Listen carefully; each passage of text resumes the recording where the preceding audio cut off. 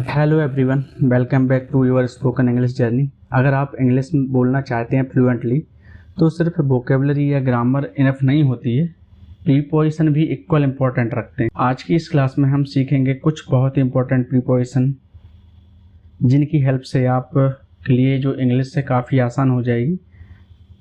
अभी तक हम लगभग 2 क्लासेस में बहुत सारी प्रीपोजिशंस कवर कर चुके हैं और आज हम आगे की जो प्रीपोजिशंस हैं उनको कवर करेंगे। आपको केयरफुली इस क्लास को देखना है और जो प्रीपोजिशंस हम यहाँ पर सीखने जा रहे हैं उनको आपको अपनी डेली लाइफ में यूज करना है। और मैं आपको सिर्फ रूल्स नहीं बताऊंगा बल्कि रियल लाइफ एग्जांपल्स के साथ आपको बहुत कुछ समझाऊंगा ताकि आप इजीली अपनी डेली कॉन्वर्सेशन में इन सारे प्रीपोजिशंस को यूज कर सको। आपसे रिक्वेस्ट है आपको इस क्लास को केयरफुली देखना है जिससे कि आपको सारे जो प्रीपोजिशंस हैं आसानी से समझ आ सकें। यहाँ पर आप देख सकते हैं आज का जो हमारा पहला प्रीपोजिशन है वो है आफ्टर। आफ्टर का मतलब होता है के बाद में। आफ्टर का यूज तब होता है जब कोई काम किसी दूसरे काम के बाद होता है तो हम वहाँ पर आफ्टर का यूज करते हैं। यह जो है टाइम और सीक्वेंस दोनों के लिए यूज होता है। यहाँ पर हम देख सकते हैं जब कोई काम किसी दूसरे समय के बाद होता है तब आफ्टर का यूज होता है। We will meet after the class. हम कक्षा के बाद मिलेंगे। He went home after dinner. वह खाने के बाद घर गया। She called me after 5 PM. उसने मुझे 5 बजे के बाद फ़ोन किया। तो जब कोई काम किसी दूसरे समय के बाद होता है तब हम वहाँ पर आफ्टर का यूज करते हैं। अब जब हमको सीक्वेंस की बात करना हो, ऑर्डर की बात करना हो, मतलब किसी क्रम की बात करना हो, किसी क्रम में कोई चीज़ बाद में आती हो तब हम वहाँ पर भी आफ्टर का यूज करते हैं। जब किसी काम का क्रम बताया जाता है जैसे one thing happened after another, एक के बाद एक चीज़ हुई। डे कम्स आफ्टर नाइट, रात के बाद दिन आता है। जब हमको किसी के पीछे के जाने की बात करना हो, मतलब कि जब हम किसी को चेस कर रहे हो या किसी को फॉलो कर रहे हो तब हम वहाँ पर आफ्टर का यूज करते हैं। जब कोई व्यक्ति ये चीज़ किसी के पीछे पीछे हो जैसे the dog rain after the boy, कुत्ता लड़के के पीछे दौड़ा। The police rain after the thief, police चोर के पीछे दौड़ी। तो जब आपको समय के बाद की बात करना हो तब आपको आफ्टर का यूज करना है। सीक्वेंस की बात करना हो तब आपको आफ्टर का यूज करना है। जब आप चेस कर रहे हो, किसी चीज़ को फॉलो कर रहे हो तब भी हम वहाँ पर आफ्टर का यूज करते हैं। अब हम बात करेंगे इन front of. In front of का मतलब होता है कि सामने। मैंने पिछली क्लास में आपको बताया था कि जो इन फ्रंट ऑफ होता है उसकी जगह आप बिफोर का भी यूज कर सकते हैं, अपोजिट का भी यूज कर सकते हैं। तीनों का मतलब होता है के सामने। अपोजिट मतलब होता है के विपरीत।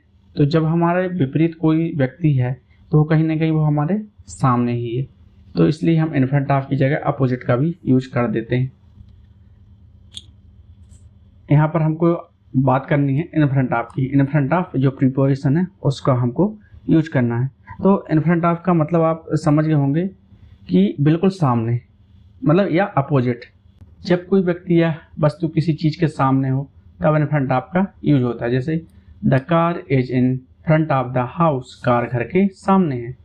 He is standing in front of मी, वह मेरे सामने खड़ा है।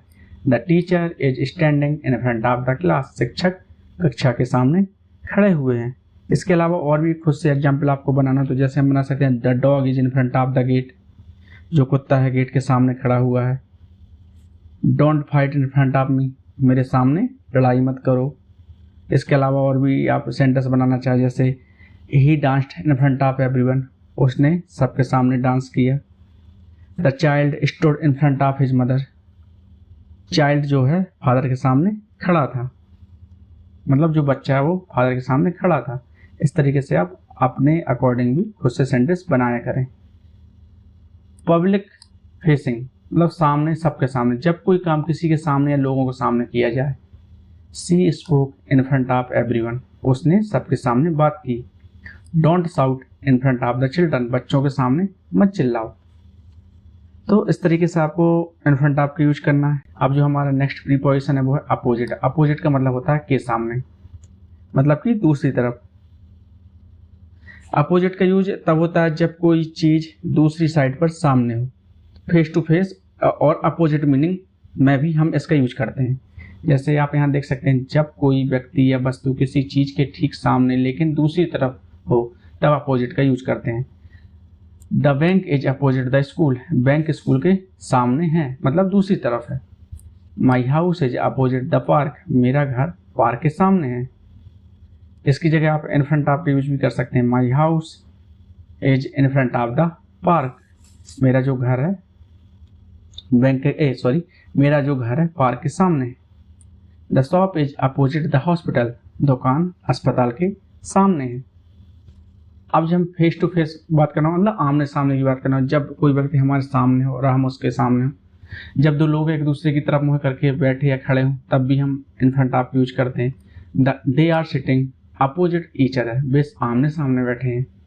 ही sat opposite me in the bus, वह बस में मेरे सामने बैठा है। कंप्लीटली डिफरेंट, विपरीत, जब दो चीजें एक दूसरे से बिल्कुल अलग या उल्टी हों तब भी हम वहां पर अपोजिट का यूज करते हैं। जैसे this answer is opposite to mine, यह उत्तर मेरे उत्तर के विपरीत है। देयर ओपिनियंस आर अपोजिट, उनकी जो राय है एक दूसरे के विपरीत हैं। अब जो नेक्स्ट प्रीपोजिशन है वो है अगेंस्ट। अगेंस्ट मतलब होता है के विरोध में या के खिलाफ। टचिंग, सपोर्ट, के सहारे या सटा हुआ, जब कोई चीज किसी चीज के सहारे हो या सटी हुई हो तब हम वहां पर अगेंस्ट का यूज करते हैं। जब कोई व्यक्ति या वस्तु किसी चीज से लगी हो या सहारे में हो तब अगेंस्ट का यूज होता है। He is standing against the wall, वह दीवार के सहारे खड़ा है। The chair is placed against the wall, कुर्सी दीवार के पास सटी हुई है। तो जब आपको कोई चीज किसी के सहारे खड़ी हुई दिखे या उससे सटी हुई दिखे तब आप वहां पर अगेंस्ट का यूज कर सकते हैं। अपोजिशन मतलब के खिलाफ, जब कोई व्यक्ति या चीज किसी के विरोध में हो तब भी हम वहां पर अगेंस्ट का यूज करते हैं। जैसे he is against this rule, वह इस नियम के खिलाफ है। They are playing against our team, वे हमारी टीम के खिलाफ खेल रहे हैं। कोलिजन या कॉन्टैक्ट, टकराना या लगना, जब कोई चीज किसी चीज से टकरा रही हो या लग रही हो तब भी हम वहां पर अगेंस्ट का यूज करते हैं। जब कोई चीज किसी दूसरी चीज से टकरा या लगे। The wall hit against the wall, गेंद दीवार से टकरा गई। यहाँ पर जो वॉल है वो गेंद है और यहाँ पर जो वॉल है वो है दीवार। ही बम्प्ड अगेंस्ट द टेबल, वह मेज से टकरा गया। जब प्रोटेक्शन या बैकग्राउंड की बात करना हो, जब कोई चीज किसी बैकग्राउंड के सामने दिखे। The black text looks clear against the white background, सफेद पृष्ठभूमि पर काला टेक्स्ट साफ दिखता है। The tree looks beautiful against the sky, पेड़ आसमान के सामने सुंदर दिखता है। ड्यूरिंग, ड्यूरिंग का मतलब होता है के दौरान। जब टाइम पीरियड की बात करना हो तब हम ड्यूरिंग का यूज करते हैं। जब कोई काम किसी निश्चित समय अवधि के बीच में होता हो तब हम ड्यूरिंग का यूज करते हैं। She slept during the movie, वह फिल्म के दौरान सो गया। She was talking during the class, वह कक्षा के दौरान बात कर रही थी। It rained during the night, रात के दौरान बारिश हुई। ड्यूरिंग प्लस नाउन, ड्यूरिंग के बाद हमेशा नाउन आता है जैसे the class, the meeting, the exam, the match आदि। Don't talk during the exam, परीक्षा के दौरान बात मत करो। He got a call during the meeting, उसे मीटिंग के दौरान कॉल आया। होल पीरियड, जब पूरे समय के अंदर की बात हो तब भी हम ड्यूरिंग का यूज करते हैं। जब कोई घटना पूरे समय के अंदर किसी भी समय हो सकती हो तब आपको वहां पर ड्यूरिंग का यूज करना है। He stayed silent during the discussion, वह चर्चा के दौरान चुप रहा। She felt happy during the trip, वह यात्रा के दौरान खुश थी। इस तरह से आपको ड्यूरिंग का यूज करना है। तो ड्यूरिंग का यूज तब होता है जब कोई काम किसी पीरियड के बीच में होता हो। इसके अलावा और भी सेंटेंस आप बनाना चाहे बना सकते हैं। आपको खुद का जो माइंड है उसको उस पर आपको थोड़ा सा जोड़ लगाना है तो ऑटोमेटिक आपको बहुत सारे सेंटेंस बनने लगेंगे। जैसे he slept during the lecture, वह लेक्चर के दौरान सो गया। Don't talk during the exam, exam के दौरान बात मत करो। अब हम बात करेंगे नेक्स्ट प्रीपोजिशन की जो है अक्रॉस। अक्रॉस मतलब आर पार। अक्रॉस का मतलब होता है कि एक साइड से दूसरी साइड तक, जब किसी मूवमेंट मतलब वहाँ पर मूवमेंट भी हो रहा हो, पोजिशन भी हो और थोड़ा स्प्रेड भी हो मतलब फैला हुआ हो। जब कोई व्यक्ति या वस्तु एक तरफ से दूसरी तरफ जाती हो तब आप अक्रॉस का यूज करते हैं। जैसे ही वॉक्ड अक्रॉस द रोड, वह सड़क पार करके गया। सी स्वam अक्रॉस द रिवर, वह नदी के एक किनारे से दूसरे किनारे तक तैरकर गई। पोजीशन दूसरी तरफ या सामने, जब कोई चीज दूसरी तरफ हो। The bank is across the road, bank सड़क के उस पार है। माई house is across the street, मेरा घर सड़क के दूसरी तरफ है। स्प्रेड ओवर, पूरे में फैला हुआ, जब कोई चीज पूरे में फैली हुई हो, मतलब बहुत ज्यादा मात्रा में फैली हुई हो, तब भी हम वहां पर अक्रॉस का यूज करते हैं। जब कोई चीज पूरे क्षेत्र में फैली हो। News spread across the country, खबर पूरे देश में फैल गई। His name is famous across the world, उसका नाम पूरी दुनिया में प्रसिद्ध है। तो अब आप अक्रॉस का भी यूज कर सकते हैं। जैसे और एग्जाम्पल बनाना चाहे तो हम बना सकते हैं, the cat jumped across the table, my house is across the road, he looked across the room. इसके अलावा आपको और भी सेंटेंस बनाना है तो उसके लिए आपको पहले इस क्लास को पूरा देखना है, फिर उसके बाद आपको एक एक प्रीपोजिशन को लेना है और उससे रिलेटेड आपको 10 से 20 सेंटेंसेस खुद से बनाना है, खुद से ट्राई करना है। इससे क्या है, आपको ये प्रीपोजिशंस याद तो होंगे ही होंगे और आप इनको लेकर बहुत ज़्यादा फैमिलियर हो जाओगे और आप ऑटोमेटिकली इनको आपकी डेली कॉन्वर्सेशन में यूज कर पाओगे। अब जो नेक्स्ट प्रीपोजिशन है वो है ओवर। ओवर का मतलब होता है के ऊपर, ओवर कवरिंग, के ऊपर या ढकते हुए। जब कोई चीज़ किसी दूसरी चीज़ के ऊपर हो और उसे कवर कर रही हो तब ओवर का यूज होता है। जैसे he put a blanket over the child, उसने बच्चे पर कंबल डाल दिया। She placed a cloth over the table, उसने मेज पर कपड़ा डाल दिया। तो यहाँ पर क्या है, कोई चीज़ किसी चीज़ को ढक रही है, कवर कर रही है। जब मूवमेंट की बात हो, मतलब ऊपर से कोई चीज़ गुजर रही हो, तब भी हम ओवर का यूज करते हैं। जैसे जब कोई चीज़ किसी चीज़ के ऊपर से होकर गुजरती है तब ओवर का यूज होता है। The plane flew over the mountains, विमान पहाड़ों के ऊपर से उड़ा। He jumped over the wall, वह दीवार के ऊपर से कूद गया। मोर देन, से ज़्यादा, मतलब कोई चीज़ किसी चीज़ से ज़्यादा बतानी हो, जब किसी संख्या, उम्र या मात्रा को अधिक बताना हो तब भी हम वहाँ पर ओवर का यूज करते हैं। जैसे he is over 18 years old, वह 18 साल से अधिक का है। The temperature is over 40 degree Celsius, तापमान 40 डिग्री से अधिक है। फिनिश्ड, कंप्लीटेड, जब कोई चीज़ खत्म हो रही हो, जब कोई काम समाप्त हो गया हो, जब कोई चीज़ जो है समाप्त हो गई हो। जब कोई काम पूरा या समाप्त हो जाए तब भी ओवर का यूज करते हैं। जैसे the match is over, match खत्म हो गया है। द क्लास इज ओवर, कक्षा समाप्त हो गई हो। जब कोई चीज़ समाप्त हो जाए या पूरी हो जाए तब आपको वहाँ पर ओवर का यूज करना है। अब जो नेक्स्ट प्रीपोजिशन है वो है एबोव। एबोव का मतलब होता है के ऊपर। हायर पोजीशन, के ऊपर, बिना छुए, मतलब बहुत ही जब कोई चीज़ इतनी ऊपर हो कि उसको हम छू ना सकें तब हम वहाँ पर एबोव का यूज करते हैं। जब कोई चीज़ दूसरी चीज़ से ऊपर हो लेकिन उसे टच ना कर रही हो तब एबोव का यूज होता है। The fan is above my head, पंखा मेरे सिर के ऊपर है। The plane is flying above the clouds, हवाई जहाज बादलों के ऊपर उड़ रहा है।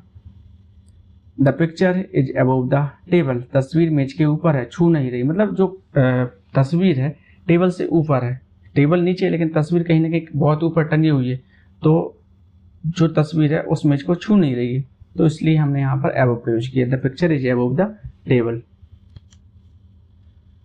मोर देन, जब हमें किसी चीज़ को अधिक बताना हो, जब किसी संख्या, लेवल या मात्रा को बताना, मतलब जब कोई संख्या किसी चीज़ से ज़्यादा हो या लेवल बहुत ज़्यादा हो तब भी हम वहाँ पर एबोव का यूज करते हैं।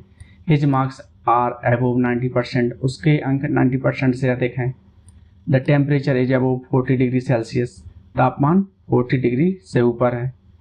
जब रैंक, लेवल के बारे में बात करना, मतलब किसी ऊंचे स्तर की बात करना हो तब भी हम एबोव का यूज करते हैं। जब कोई व्यक्ति दूसरे से ऊंचे पद या लेवल पर हो, he is above me in rank, वह मुझसे उच्च पद पर है। This topic is above my understanding, यह विषय मेरी समझ से ऊपर है। तो इस प्रकार आपको एबोव का यूज करना है। अब जो नेक्स्ट क्लास होने वाली है हमारी, उसमें हम ओवर के बारे में, बेनेथ के बारे में, अंडर के बारे में, बिलो के बारे में, टूवर्ड्स के बारे में, इन स्पाइट के बारे में, इंस्टीड के बारे में, इंस्टीड ऑफ के बारे में, बिटवीन के बारे में, एमोंग के बारे में, अप टू टिल वाई के बारे में बात करेंगे। मतलब कि लास्ट में भी यह जो हमारी अगली क्लास है वो लास्ट क्लास होगी प्रीपोजिशन के लिए। वैसे तो हमने ओवर का अभी प्रीपोजिशन का इसका यूज हमने कर लिया है, इसको हमने इस क्लास में कवर कर लिया है। तो अगली क्लास में जो है हम वेनथ से स्टार्ट करेंगे। वेनथ मतलब होता है किसी चीज़ के नीचे, कोई चीज़ किसी चीज़ के नीचे हो, मतलब टच कर रही हो। अंडर का मतलब भी नीचे होता है, बिलो का मतलब भी नीचे होता है। तो तीनों का मतलब नीचे होता है, लेकिन इनका अलग अलग कंडीशन में हम यूज करेंगे। टू वर्ड्स का यूज करेंगे। के प्रति, इसका मतलब होता है के प्रति या की ओर। इंस्टीड ऑफ का मतलब होता है के बजाय। बिटवीन का मतलब होता है के बीच में। एमोंग का मतलब भी होता है के बीच में, लेकिन बिटवीन का यूज दो पर्सन के बीच में होता है, दो चीज़ों के बीच में हो सकता है। लेकिन एमोंग का यूज हम दो से अधिक चीज़ों के बीच में, पर्सन के बीच में करते हैं। अप टू, टिल, बाय, इसका मतलब होता है तक। तो इसके बारे में हम नेक्स्ट क्लास में जानेंगे कि इसको हम कैसे अपनी डेली कॉन्वर्सेशन में इन सभी प्रीपोजिशंस को कैसे यूज कर सकते हैं। तो आज हमने कुछ प्रीपोजिशंस सीखे और इनको आपको करेक्ट सिचुएशन में यूज करना है। जैसे आफ्टर का मतलब होता है के बाद में, इन फ्रंट ऑफ का मतलब होता है के सामने, अपोजिट का मतलब होता है के विपरीत, अगेंस्ट का मतलब होता है के खिलाफ, ड्यूरिंग का मतलब होता है के दौरान, अक्रॉस का मतलब होता है के पार या आर पार, ओवर का मतलब होता है ऊपर, एबव का मतलब भी होता है ऊपर। तो आपको अलग अलग कंडीशन में अलग अलग प्रीपोजिशंस को यूज करना है। और अगर आप इन सब को प्रैक्टिस करते हो और डेली लाइफ में इनका यूज करते हो तो आपकी इंग्लिश ऑटोमेटिकली इम्प्रूव होने लगेगी। और एक छोटे सा टास्क, आज के बाद आप इन प्रीपोजिशंस का यूज करके 5 से 10 सेंटेंसेस खुद से बनाना शुरू करेंगे। और यह तब तक करेंगे ऐसा आप जब तक कि आपको सारी प्रीपोजिशंस सेंटेंसेस में यूज करना आने ना लगे। जिस दिन आपको लगने लगे कि हाँ मैं बहुत सारे सेंटेंस बना पा रहा हूँ और अलग अलग प्रीपोजिशंस को अलग अलग कंडीशन में यूज कर पा रहा हूँ, उस दिन आपको प्रीपोजिशंस को यूज करना बंद करना, क्योंकि वो ऑटोमेटिकली आपके टंग पर आने लगेंगे और आपको ज़रूरत ही नहीं पड़ेगी उनको याद करने की। अगर आपको ये क्लास हेल्पफुल लगी हो तो लाइक ज़रूर करें, शेयर करें और चैनल को सब्सक्राइब ज़रूर करें। और हाँ, नेक्स्ट जो क्लास है हम उसमें और भी इम्पोर्टेंट प्रीपोजिशन सीखेंगे जो आपकी इंग्लिश को नेक्स्ट लेवल पर ले जाएंगे। Till then keep practising, keep learning and keep speaking English confidently. Thank you for watching this class. मिलते हैं नेक्स्ट क्लास में और हम उसमें जो बाकी के प्रीपोजिशंस हैं उनको कवर करेंगे। ओके, अपना ध्यान रखिए और प्रीपोजिशंस को अच्छे तरीके से प्रैक्टिस करिए, क्योंकि जब आप इनका यूज करना सीख जाओगे तो आपके लिए इंग्लिश काफ़ी आसान हो जाएगी। और हमेशा याद रखना कि जो प्रीपोजिशंस हैं नाउन, प्रोनाउन या अदर वर्ड के बीच में क्या है, रिलेशनशिप को दिखाते हैं।